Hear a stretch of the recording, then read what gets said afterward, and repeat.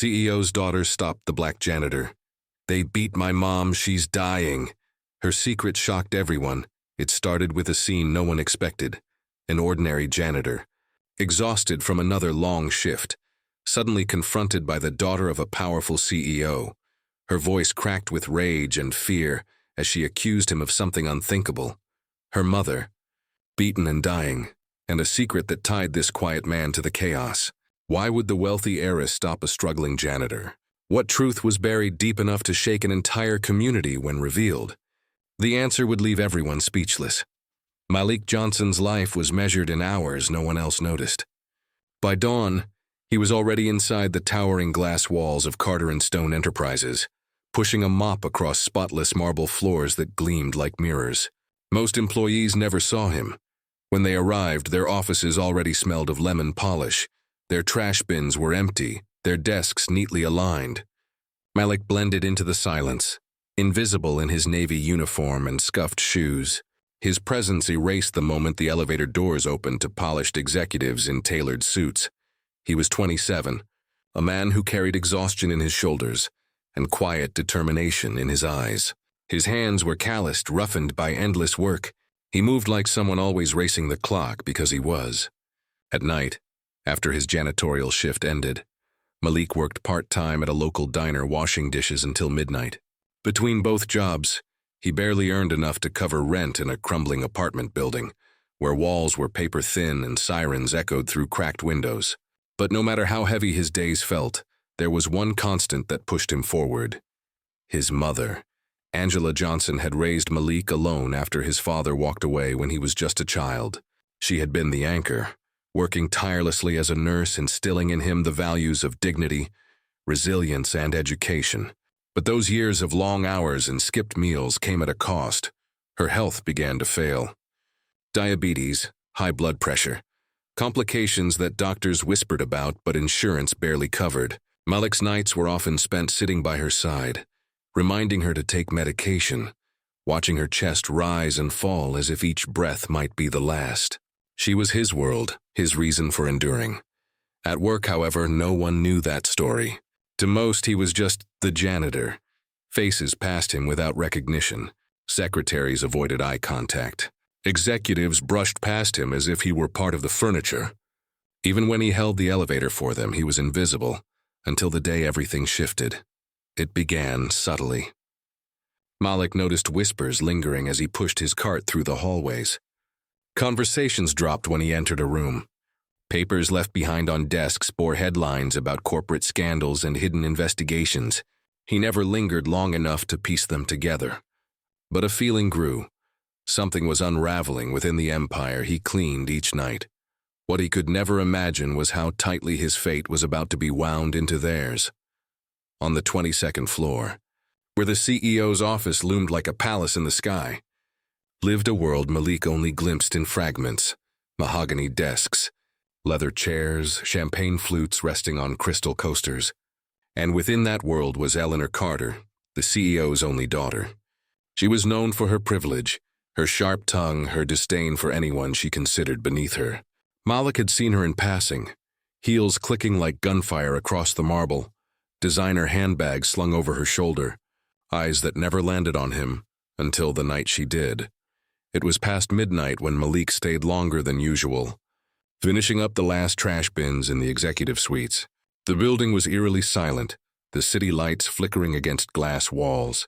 That's when Eleanor appeared, pacing the corridor with her phone pressed tightly to her ear, her voice breaking through the silence in fragments. Panic, anger, grief. Malik froze in the shadows, not wanting to intrude, but her words pierced through the stillness. Something about her mother. Something about violence. Something about dying. Moments later, Eleanor's eyes locked on him for the first time, not with indifference, but with accusation. Her face was pale, her breathing sharp, as if she had stumbled upon the very person responsible for her fear. In that instant, the invisible janitor became the center of her rage, the vessel for a storm he didn't understand. And with that gaze, Malik's quiet, unnoticed life shattered. What could a janitor possibly have to do with the powerful Carter family's secrets? And why, in her grief, would the daughter of a CEO point her fury directly at him? The answers were buried in truths no one dared to speak. Truths that, once uncovered, would tear through walls of class, race, and power like fire. Malik stood frozen, his mop dripping water onto the marble floor, as Eleanor Carter's eyes burned into him.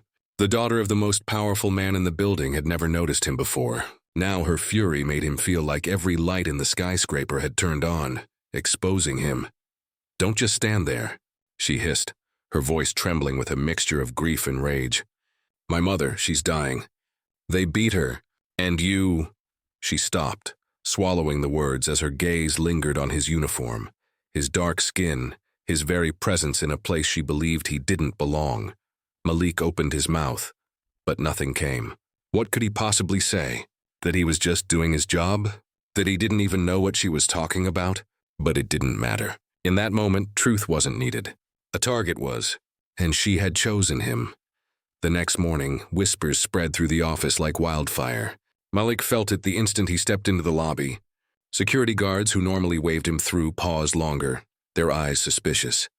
Employees, once indifferent, now leaned into each other, speaking just loud enough for him to catch fragments.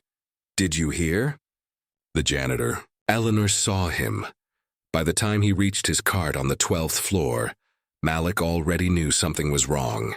Supervisor who rarely bothered with him cornered him in the hallway. "There's been complaints," she said, her tone clipped, rehearsed. "Stay visible. Don't linger near the executive suites, and try not to draw attention." Draw attention? Malik almost laughed.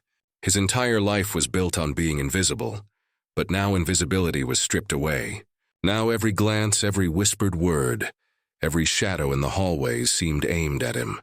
The real storm hit that evening. As Malik pushed his cart into the CEO's private wing, 2 security guards blocked his path. "You can't be here," one of them barked. "This is my shift," Malik replied, holding up his work order. His voice was steady, but his stomach twisted. "Not anymore. Orders from upstairs? Pack up and leave this floor, immediately." Behind them, Eleanor appeared again. Her face was streaked with mascara, her grief raw, but her stare was sharp as a blade. She didn't speak to him directly. She didn't have to. With a single look, she made it clear. He was unwelcome, dangerous, suspect. Malik's hands clenched around his mop handle. He wanted to protest, to demand answers. But in a building like this, who would listen? The word of a janitor against the daughter of a billionaire? It wasn't even a contest. Days turned into a tightening noose. Malik noticed his hours being cut, his paycheck shrinking. Managers who once ignored him now scrutinized every move.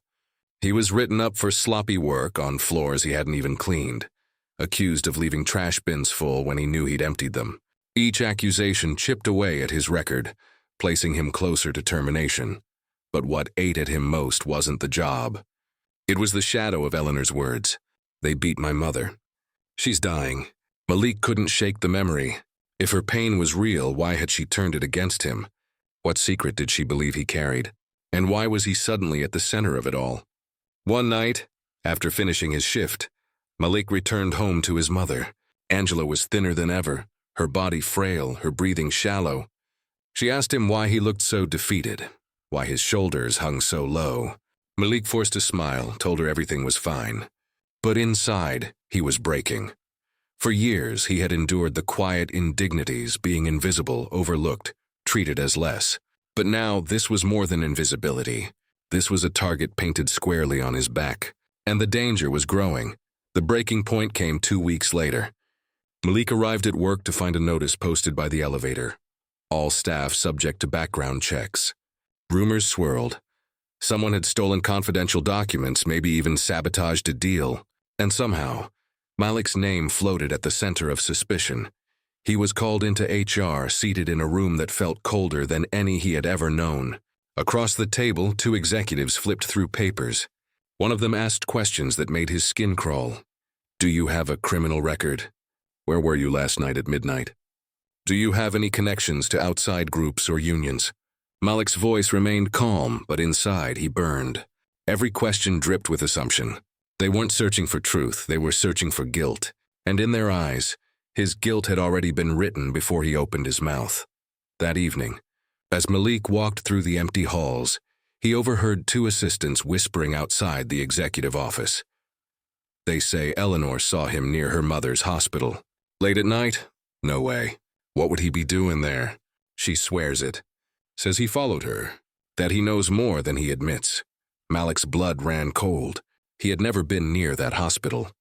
He barely had time to breathe between shifts, let alone stalk anyone. But Eleanor's words, laced with grief and privilege, carried more weight than any truth he could offer. By now, the building itself felt hostile. Elevator suddenly skipped his floors. Colleagues pulled their belongings away when he passed. Even the janitorial closet felt less like a workplace and more like a cage. Malik's world was shrinking. And yet, through the suffocating pressure, something began to stir in him. A question, a fire. Why was he being singled out? Why did Eleanor's grief fall so easily on him? And most haunting of all, what exactly had happened to her mother? The tension snapped one Friday evening. Malik was cleaning the lobby when Eleanor appeared once more, this time surrounded by a cluster of executives. Her face was pale, her movements sharp. She pointed directly at him. "That's him," she said. Her voice cut through the silence like a knife. He knows what happened. Every head turned. Every eye locked onto Malik. For a heartbeat, the entire weight of Carter and Stone Enterprises pressed down on him. He swallowed hard, refusing to lower his gaze. If they wanted to see guilt, they would see something else instead. Defiance. But inside, Malik knew. He was standing at the edge of something far darker than lost hours or whispered rumors. He was being dragged into a battle of power, race and secrets he hadn't chosen but could no longer escape. The janitor who had lived in the shadows was now forced into the harshest spotlight, and the truth that was coming would tear everything open. What was Eleanor hiding behind her grief? And why was Malik, of all people, the one she wanted silenced? The answers were about to explode, turning accusation into confrontation and suspicion into a truth that would shake everyone to their core. The moment came on a gray, rain-soaked morning. Malik was summoned to the top floor, the very heart of Carter and Stone Enterprises, a place he had only entered to polish floors and empty bins. But this time he wasn't holding a mop. He was being escorted by two security guards, their hands hovering close to their radios, as if he might run. Inside the boardroom, the air was heavy with tension. Executives lined the polished mahogany table. At the head sat Charles Carter, the CEO, his jaw clenched, eyes like cold steel. Beside him, Eleanor, pale but resolute, sat with her arms folded tightly, her gaze locked on Malik as if she were watching a criminal already sentenced. The silence stretched, suffocating. Then Charles spoke. "My daughter tells me you've been seen where you shouldn't be. Following her, lurking near the hospital.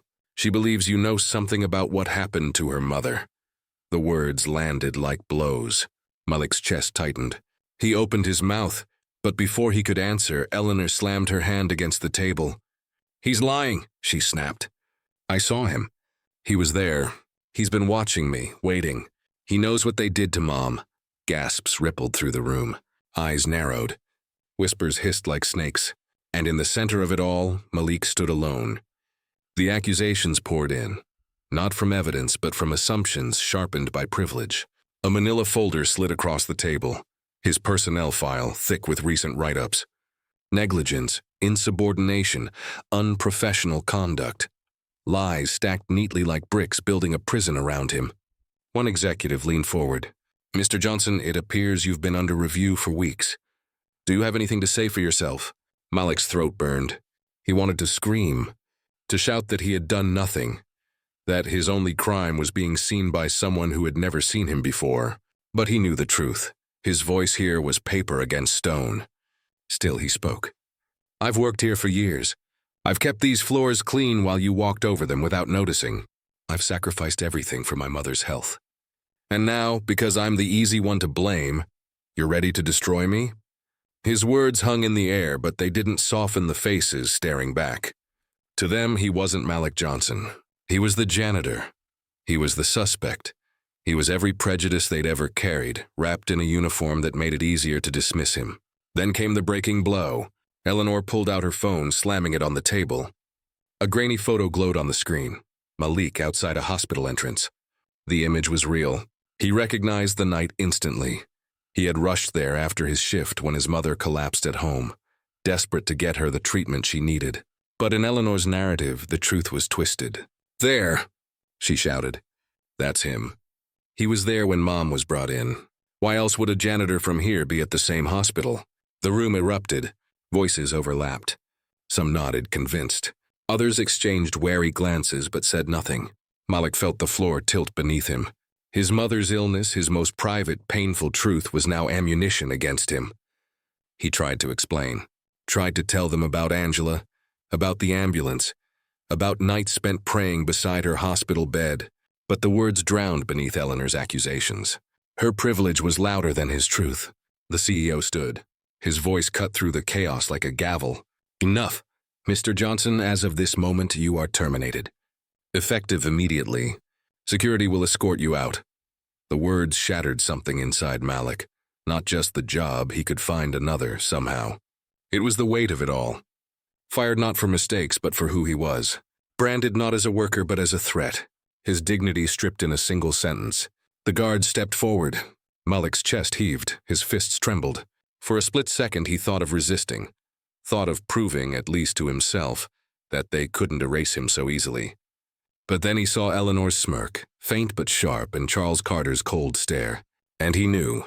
Resistance would mean handcuffs, headlines, humiliation that his mother, fragile in a hospital bed, would never recover from. So he walked, slowly, deliberately, each step echoing through the marble corridors. Employees peeked out from doorways, watching the man who had once been invisible, now paraded like a warning. Their silence was deafening, their eyes filled with the same unspoken message. This is what happens when you don't stay in your place. But fate wasn't finished. As Malik reached the lobby, rain pounding against the glass doors, his phone buzzed. A call from the hospital. His mother had taken a turn for the worse. His knees nearly buckled, but he forced himself forward, rushing into the storm, soaked within seconds. He reached the hospital breathless, his uniform clinging to him like chains. In the ICU, Angela lay pale, her chest rising shallowly beneath tubes and monitors. Malik collapsed beside her, taking her hand. "I tried, Mama," he whispered. "I swear I tried." She stirred, her eyes fluttering open. In the faintest voice, she said, "Don't let them take who you are." And then she slipped back into unconsciousness, machines beeping steadily in the background. Those words seared into him. They weren't just about survival. They were about dignity, about refusing to let injustice define him. The next day, news broke. A whistleblower leaked documents showing Carter and Stone had been under federal investigation. Fraud, embezzlement, bribes, the kind of corruption that reached all the way to the CEO's office. And Angela Carter, Eleanor's mother, had been the silent witness. The attack on her wasn't random. It was tied to secrets buried deep within the empire. Suddenly, Malik saw it clearly. Eleanor's rage, her need to find someone to blame. She couldn't face the rot within her own family, so she had turned her grief outward, onto the man least able to defend himself. And now, with his life shattered, Malik stood at a crossroads. Would he remain silent, retreat into the shadows where they wanted him? Or would he step forward, risk everything, and speak the truth? Not just about himself, but about the injustice that had burned him and countless others like him. The rain hadn't stopped when Malik left the hospital that night. He stood on the sidewalk, the city lights smeared into rivers by the storm. His hands clenched, his jaw set. They had tried to erase him. They had tried to turn his mother's suffering into a weapon. But in doing so, they had lit a fire he could no longer contain. This wasn't just his story anymore. It was bigger. It was about every person who had ever been silenced, blamed, discarded because of who they were, not what they had done. Malik raised his head, staring at the skyscraper that loomed above the city like a fortress. The very place that had tried to bury him. His voice, quiet but steady, cut through the rain. They don't get the last word. The battle was no longer about a job. It was about truth, justice, and survival. And when Malik finally chose to speak, the walls of Carter and Stone Enterprises would shake with the weight of everything they had tried to hide. The storm finally broke, not with fists or shouts, but with truth. Days after Malik's firing, the news swept through the city. Carter and Stone Enterprises was under federal investigation, fraud, bribery, embezzlement. It turned out the whispers Malik had overheard in those late-night corridors weren't paranoia. They were fragments of a crumbling empire. Angela Carter, the CEO's wife, had been preparing to testify. She knew where the bodies were buried, and her silence could have protected the company. But she refused to be complicit. That refusal had made her a target. The attack that left her hospitalized wasn't random. It was a message, a warning, a crime born not of chance but of corruption and greed. And yet, in the chaos, the easiest scapegoat had been Malik Johnson, the janitor, the man no one would question too closely, because in the eyes of power, his innocence was irrelevant. His existence, his skin, his station, it was enough to mark him guilty. When the truth surfaced, Carter and Stone scrambled to contain the fallout. Charles Carter resigned under pressure, his empire collapsing around him. Eleanor, once so certain in her accusations, was suddenly silent. But the damage was done. Malik's name had been dragged through shadows he never invited. His job was gone, his reputation tarnished, his life altered forever. And yet Malik endured. In the weeks that followed, he stood beside his mother, praying she would recover, clinging to the strength she had given him since childhood. Slowly, painfully, Angela's condition stabilized. She survived, fragile but alive. And every time she opened her eyes, she reminded Malik of the promise he had made, to never let them take away who he was. So he didn't. Instead of disappearing into silence, Malik spoke out.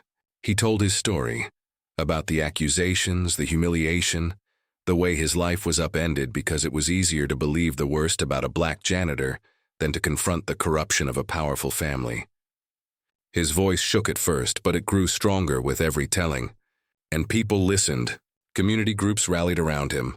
Workers in uniforms like his, custodians, dishwashers, night shift laborers, saw their own struggles reflected in his fight. Journalists picked up the story, not just as a tale of corporate collapse, but as a reminder of something far more insidious, how racism and class prejudice feed on silence, how power uses invisibility as a weapon. For Malik, the impact was life-altering. He hadn't asked to be in the spotlight, but when the light found him, he refused to let it burn him away. He turned it outward, exposing not only what happened to him, but what happens every day to those who are unseen, unheard, unprotected. This story isn't just about one janitor or one corporation. It's about the systems that allow suspicion to fall on the powerless, while the powerful hide behind wealth and walls. It's about how grief, unchecked, can turn into prejudice. And it's about how truth, no matter how buried, cannot be silenced forever. Malik's journey reminds us that racism doesn't always arrive with slurs or violence in the streets. Sometimes it wears a suit. Sometimes it hides behind polished glass and boardroom tables. Sometimes it speaks with the voice of privilege, pointing a finger and declaring guilt before facts are even considered. And yet Malik also shows us something else: resilience, the power of refusing to disappear, the strength of standing in dignity, even when the world tries to strip it away.